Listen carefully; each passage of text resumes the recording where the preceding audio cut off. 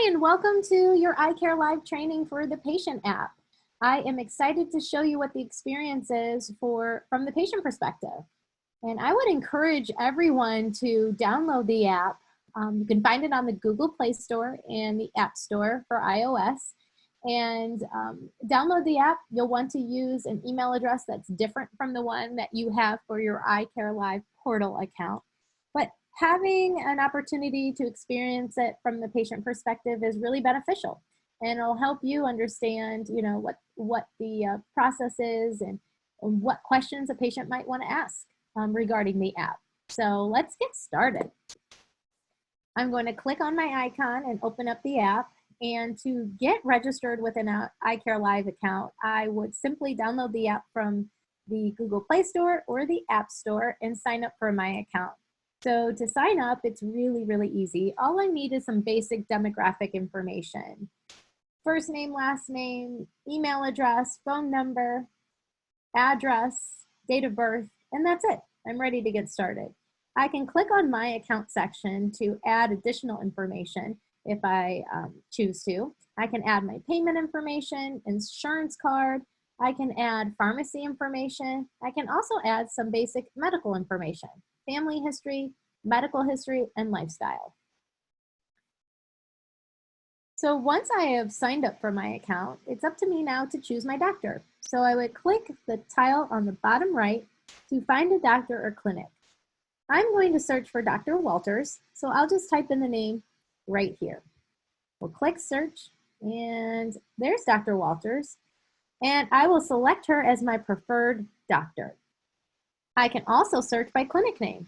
So I can type in the name of the clinic. So I'll look for EyecareLive Clinic, click search. And I'll mark this one up top here as my preferred clinic. Click done. All right, so I'm ready to go. And there are two main ways that a patient will interact with you through the app. A patient would send a message. We have HIPAA compliant and encrypted messaging. Patient can easily send those over just like a chat conversation, or they could schedule a visit, a virtual visit that is. So I'm going to click on new consultation. And this is where I'm going to schedule my virtual consultation. I am going to select EyecareLive Clinic. Now, your patients will not have this long, exhaustive list of providers. That's just because I do all the training here. I will search for my doctor. Actually, I'll search for Dr. Walters in my list and schedule the visit with her. So in EyecareLive, I have a few options to pay for this visit. I can either choose insurance plan, credit card, or cash payment, or the concierge visit. So an insurance plan would mean that I'm going to input my insurance card details into EyecareLive. So basically, we're collecting the information for you. A patient will not be able to check benefits through the app, and you will not be able to process billing for these visits through the app either. But we are collecting the information so you have it. So if I were to choose that option, the app will prompt me to add in my patient or my insurance details, including a picture of the front and back of the card, and save that to the account. I also have the option of paying by credit card. And no matter what type of visit I am choosing or what type of payment I'm choosing, I am required to enter a credit card into the app. This is so you can charge copays or any fees that you might want to charge the patient for. Now, nothing in the app in terms of payments are automatic. So the app does not automatically charge the patient any fees. That is up to you. So you initiate the charges, you decide when and how much to charge the patient. So you have control there. But I do have to include my credit card information before I schedule my actual visit. The last option that we have here is concierge visit. So I have a choice of choosing that if my doctor has instructed me to do so. Concierge visit really applies to those visits that the patient has already paid for as part of a global fee. or something, or a payment made in the office. So a concierge visit, an example of that might be a contact lens follow-up. So perhaps as a patient, I was in the office and I had my contact lens exam the other day, and my doctor tells me we want to do our follow-up or our 1-week check virtually using EyecareLive. So in that instance, there wouldn't be a fee for that visit because I've already paid for it in the contact lens exam. And so in that case, I would choose concierge. Now all that being said, you do have control of which options the patient sees. So you can decide you don't want to accept insurance, or you can decide you don't want to offer concierge as an option. And that's completely up to you. So for this visit, I'm just going to select cash payment, and I've already entered my card, so it's not prompting me at this time. So the next the next section I come to is what type of visit am I requesting? We have dry eye, general, and contact lens consultation. If I click on general consultation, that is really a catch-all for your red eye, pink eye, lid issues, just a catch-all category for most conditions using EyecareLive.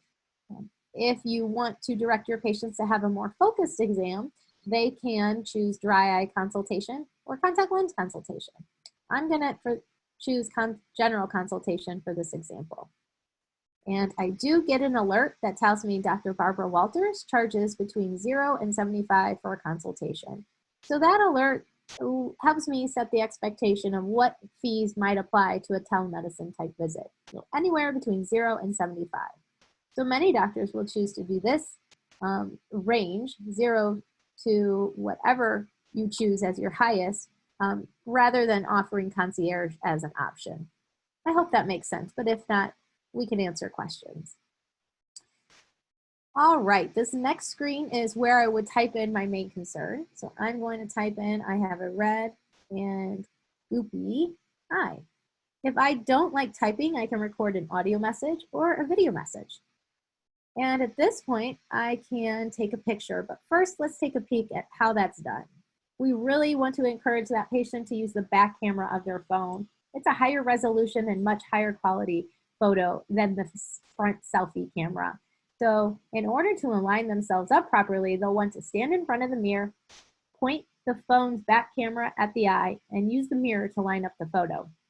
We want the patient turning on the flash in order to take a good quality image. So I'm going to go ahead and line up myself and do that now. So I'm going to turn on my flash. I'm going to zoom in some, and I'm going to align myself to take the picture. So, great. All right, so that is my image. I'm just going to save that. Oh, I took it on my left eye, but it's actually my right eye. So this is kind of just like a real life scenario and patient might get a little mixed up, but that's okay.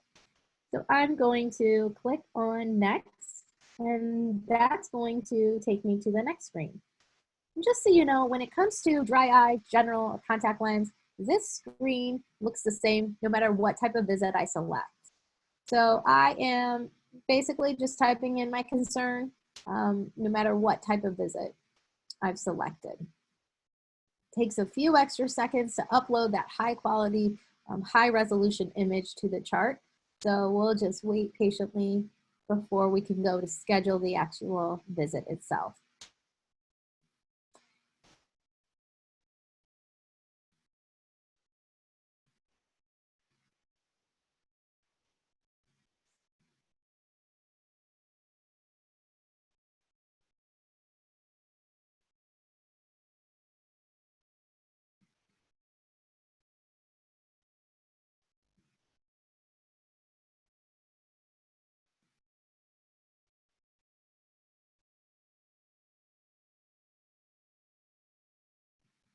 All right, great. Now I can schedule my appointment. So it looks like Dr. Walters has some availability tonight. So she's got between 5 and 6 open with increments of 10 minutes, and 6, 7, so I can choose the hour to see what's available. Okay, so it looks like 5:20 sounds like a good time to have an appointment. So I'm just going to click on my agreement to use telemedicine and click yes. So that's my confirmation. If you don't actually open up times for available appointments for telemedicine, then the patient will just be able to request the visit, and you can communicate with that patient through messaging a specific time to have the appointment. The other way I can communicate with my doctor is through the messages section. So I'm going to select Dr. Walters and send her a message. So a lot of times this is where the conversation starts. Instead of scheduling a visit, a doctor or a patient might say, "Hi, doctor. I woke up with really dry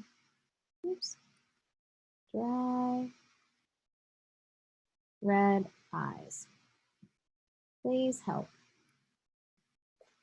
You can also send a picture in this section too. And you can have a full conversation, just like a text message, all through EyecareLive. So we'll go ahead and close out of there and wait for Dr. Walters' response.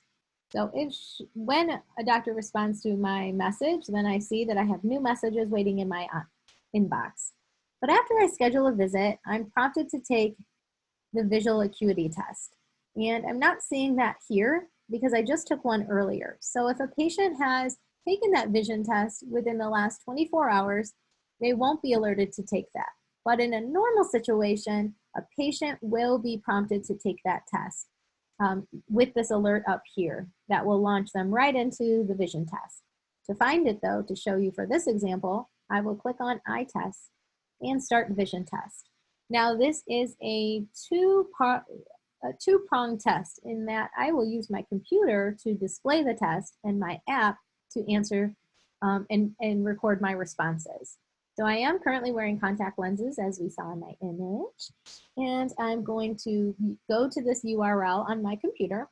So 3 things that the patient needs in order to take the vision test. They're going to need their app to record the answers. They're going to need a computer so they can log in to the website to display the test. And they're going to need about 10 feet of space, so the proper distance to record accurate results. So I'm going to EyecareLive.com/testmyvision.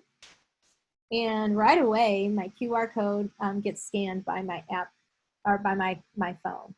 And that brings up the beginning of the test. And this part is measuring the proper distance. So I have my phone nice and close to the target. I'm going to line it up and I'm going to press it. And I'm going to turn my phone facing the floor and I'm going to walk back slowly. And I'm going to keep walking until the app sounds an alarm and starts the test. Now, I actually don't have 10 feet in my office. It looks like I had, what did it say, 2 feet? I'm going to go ahead and click start the test. And that will get it going just for example purposes here. So I'm going to cover my left eye and I'm going to answer which direction the opening of the C is by choosing the correct corresponding line on my app. So just so you know what we can see here, I'm going to pull up my viewfinder and there is the vision test. Okay, so you can see the C's there and they are going to get progressively smaller as I answer the questions on the test. So that's going to continue until we get small, small, small to the 20/20 line. Okay, so once I've reached 20/20 line, or if I've answered that I can no longer see it, then it's going to move to the right eye, or my left eye. So cover my right eye. I'm going to click on the opening of the C. And if, for instance, I actually can't see, I'm just going to click I don't know here at the bottom and move the test along. So it looks like my visual assessment is 20/20 in my right eye and 20/50 in my left eye. So this is not to be used for a prescription. I can't take this and go get new glasses. This is really a baseline visual assessment for the doctor to use before the virtual visit. So really just provides good information and allows the patient or the doctor to understand if visual function is affected by the current condition. Click on finish, and that gets saved in my account. We have other tests inside of the app that allows patients to monitor ongoing conditions or report how their vision is. So we have the vision test, we have dry eye test, and contact lens survey. The dry eye test is a speed questionnaire, and the contact lens survey is the contact lens subjective questionnaire, which asks patients questions around their comfort, vision, how long they're wearing their lenses, and how old the lenses are. So some good basic information before a contact lens visit, virtual visit. So I encourage you, like I said, to download the app, and when you do, play around with those tests so you understand how they work, what the questions are, so that if you ever need to help a patient, you can do that. Okay, so the last thing I want to show you on the patient app is the My Eye Care section. Just so you know, patients have access to their consultation history in the app. So that's under the My Eye Care section. So I can click on Dr. Walter's name. I can see my chief complaint, location, the treatment plan, and the diagnosis. So once Dr. Walters updates those fields on her end, I'll get a notification. And that allows me to know that the new treatment plan has been added. I can also look at my test history. So I can see what my speed score was every time I've taken the questionnaire in the app. I can also look at my visual acuity and contact lens results as well. Test reports is a nice area for you to be able to pass information to the patient. So you can upload in-office test reports to the patient's record in your portal. So let's say you want to update a new OptiMap image to their account, or you want to share that with them. You can have the patient in for some in-office testing, and especially right now where we're really trying to do as much as we can remotely or virtually, you can have them come in for an in-office test, and then you can then review those results virtually. So you can schedule a separate consultation to go over those test results with the patient at a separate time, but do that virtually. Hopefully that makes sense. So when a doctor uploads a file, I'll have access to it right here in the app. And this is my most recent OptiMap. Whoop, we've got a really cute little puppy do. So clearly I'm in trouble if that's my real OptiMap. The other way that doctors will use this function is to educate patients. So you can upload images or patient education resources to pass on to the patient in conjunction with whatever their treatment plan is or their condition. So here's a good example of that. All right, so see, I've got some different options here. So really, you can really use that in a couple of different ways to pass on information to the patient. Okay, so that is a walkthrough of the patient app. If you have any questions,